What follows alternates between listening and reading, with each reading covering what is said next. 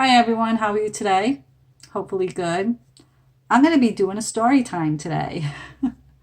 I have not done one of these in, I want to say 3 to 4 months. I know it's been a while. I don't know how long, but it's definitely been a while. So I got this story on an app, and it's called The Lights in the House Below. And it's actually credited to Aja. So definitely want to give credit to the person who actually, made the story. So, all right, and I'm gonna get going and let's see what happens. Hopefully, it's scary. All great writers claim to suffer from insomnia at least once in their lives, although I'm sure a bulk of them misuse the term and glorify the disorder. After all artists struggle, and it seems that lack of sleep runs common among those who strive to hammer out the next big thing. I wasn't immune to this, and at the risk of sounding cliche, I simply worked better in the wee hours of the morning, unless I happened to be suffering from writer's block, which also seems to plague those of us who starve for our art. I recently moved to my house, which is perched neatly up on a hill. It's a ranch home, so there's not much around. Sometimes when my fingers are tired from typing and my brain feels like it will explode, I'll go into the kitchen, make a cup of tea, and look out into the night. Below me, there is another ranch home that I could see from my window, although it had been empty for quite some time. The house below me wasn't unlike my own. Sitting alone atop of dry grass and dirt, it was 2 stories, white, with a wraparound porch. For being empty, it was well kept, although there were weeds sprouting everywhere in one of the windows. I had guessed the kitchens, assuming the home's layout was anything like my own, was broken. I hadn't noticed until a few months after my move, but on one of those nights where I was pushing 4 a.m., I noticed the lights on in that house. Immediately, my brow creased into a curious expression. Knowing that the house had been abandoned and it didn't seem like anyone would be moving into it anytime soon, I leaned over the sink and put my face as close to the window without touching it, but could see no movement from within the house. A few days passed until I noticed it again. Although looking back now, I can confidently say it had been happening every night since the moment I moved in. The second time I noticed it, I took a quick glance at the clock sitting over my dining room table. It was 3:30 a.m., and again I could see nothing out of the ordinary other than the fact that the lights were on. The next night it happened again, and on that night after that, although I probably would have been awake otherwise, I forced myself into the kitchen at 3:25 a.m., stirring my tea and staring intently at the window. I began to feel anxious even though the notion of the lights turning on shouldn't be strange. But given the fact that it was occurring nightly in an empty house around 3:30 a.m., it was a bit unsettling.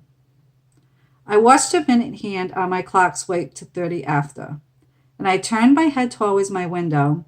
Sure enough, the lights flicked on, just like they had the other 3 nights. I leaned over the sink over again, this time pressing my forehead all the way up against the glass, as if doing so would give me a better view, but still couldn't see anyone moving about. I leaned back, frowned, and shrugged. Logically, it could be anything, ranging from squatters to a rare electrical issue, but at the time I figured I would just let it go, because I couldn't be bothered to worry about something so seemingly insignificant. I had a writing deadline and needed to make that my top priority. 2 weeks passed, and although I tried my hardest not to stroll into the kitchen every morning at 3:30 a.m., I failed miserably and observed the same thing every night. It even got to the point where I would stay in the kitchen for hours before and after the lights would flick on, simply to spot traffic either in or out of the house. But as far as I can tell, nobody ever entered or exited, even during the day. The lights would eventually turn off around dawn and wouldn't turn back on until 3:30 a.m. During the third week, I ventured over to the home, looking for cars or anything hinting at human life. but the closest thing I found was a bike tire leaning against the back porch steps. Given the weeds growing around it, it had probably been there for a while. The house sat empty as a recently dug grave. In that moment, I couldn't help but feel a little sorrowful. It really was a beautiful home, but the lack of anyone living in it made it exude a sense of nothingness and despair. I went around to the broken window, and my assumption that it belonged to the kitchen was correct. I peered in, although from what I could tell, nobody had been in that room for quite some time. A thin, visible layer of dust covered both the counters and floor, and cobwebs had made their way across the sink faucet, as well as the ceiling corners. Although I'm no detective, I noticed the dust-covered floor had no footprints, and this disturbed me for obvious reasons. In order to elevate my fears, I told myself the lights turning on had to be some type of electrical anomaly, and I stepped down from the porch.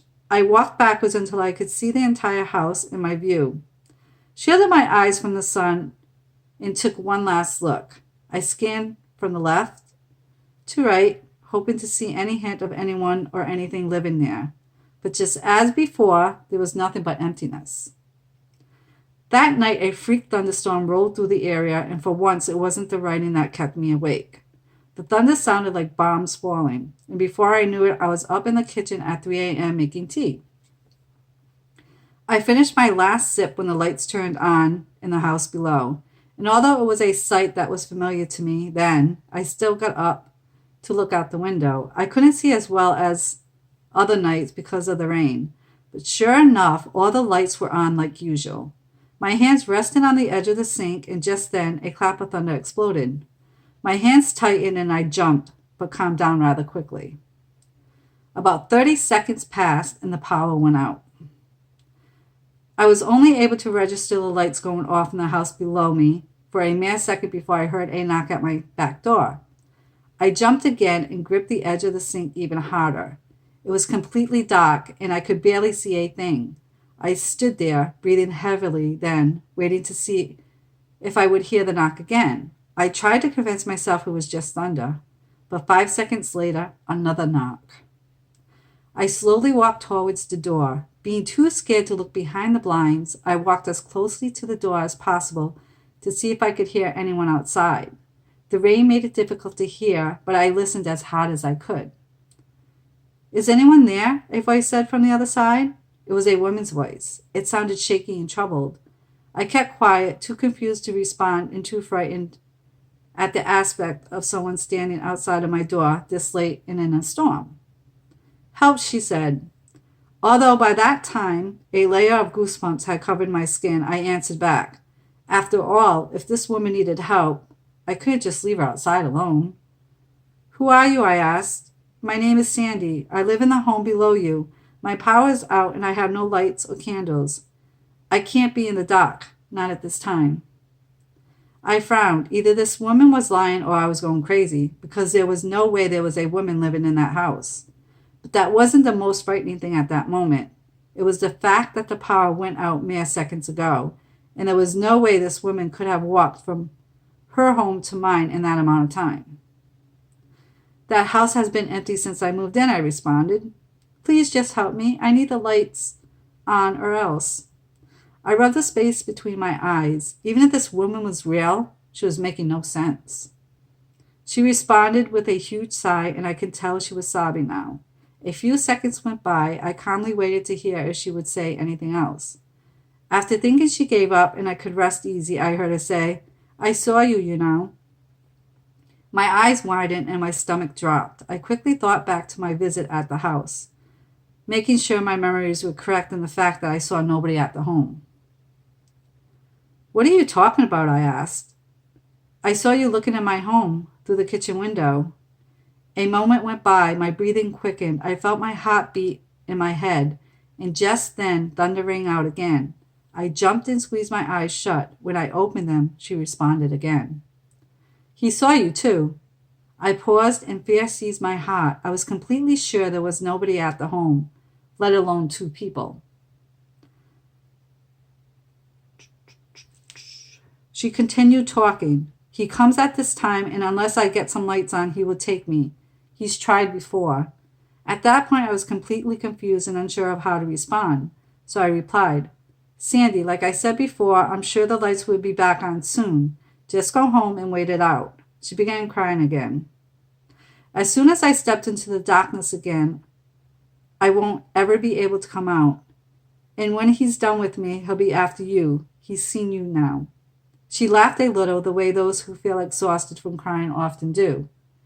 I stepped closer to the door again and slowly pulled the corner of the blinds away. I had to see for myself if there really was a woman out there, and I wasn't just going crazy.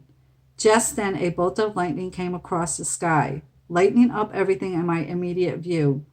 To my horror, there was nobody standing on the other side of the door. My porch was completely empty. It wasn't until well into the next morning that I felt any sense of calm and decided I would go looking into the history of the house. After a week or so of searching online and asking around with the locals, I found out the most disturbing information. About 3 years earlier, a woman named Sandy Carmichael lived in the home below me. Given the fact that rumors spread like wildfire, I'm not sure how much information was the truth, but apparently she began telling her closest friends and relatives that a being was living inside her home and came to her around the same time every morning. Apparently, this being had attacked her when she was standing in her kitchen, which led to the broken window. Although, as soon as she turned on the light, it went away. Long story short, she continued turning on the lights at the same time every night in order to keep this being away. Why she hadn't just moved is beyond me, although I'm sure her story would be the same for every other person who chooses to stay in an alleged haunted house. It was her home. The story continued after that about 6 months. Again, this is hearsay. Her doctor prescribed her a sedative, and finally one night she slept through the 3:30 a.m. mark and never woke up. Her death was said to be a suicide, but some have come to believe whatever Sandy babbled on about may have been responsible. I couldn't help but think of the night of the thunderstorm with utter terror, and I am quite convinced the ghost of Sandy Carmichael visited me. One may ask why I believe this, especially those who are skeptical of the supernatural, but Sandy Carmichael said that whatever was terrorizing her was going to start terrorizing me. The lights haven't appeared in the home below me since that night. Although this hasn't done anything to calm my fears, I've started to hear strange noises in my home, and I'm worried things will escalate. I've debated whether or not to turn on the lights in my own home at 3:30 a.m., although doing so would be admitting for sure that I thought something unnatural was in my house, and I'm not quite ready to do that. There's another thunderstorm going on right now, however, and I made sure to have plenty of candles and a flashlight just in case. I keep telling myself that all rational human beings carry extra candles and flashlights in thunderstorms, and that I'm not admitting anything, but the lights have already begun to flicker every time they do. My stomach turns over. It's 3:04 a.m. I'm hoping the power stays on. And that is the end of the story, guys. I kind of like that story. I mean, if you think about it, let's see, let's go over it.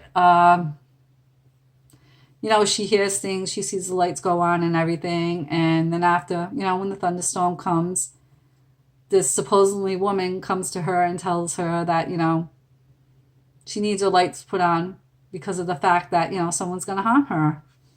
And she doesn't really believe it. And then when she goes to her porch and she sees nothing, she's like, oh shit. So whether she believes it or not, if it was a ghost or not, she has some thought in her head that it was, to put it mildly. But I hope you guys enjoyed this. If so, please give it a thumbs up. And if you want more of these, let me know. Because these are fun to read. And although maybe not really terribly scary, but I don't know, I just like them. All right, guys, I'll talk to you later. Thank you for listening, and I'll catch you in a couple of days. Bye, guys. Stay safe, have fun, and see you later.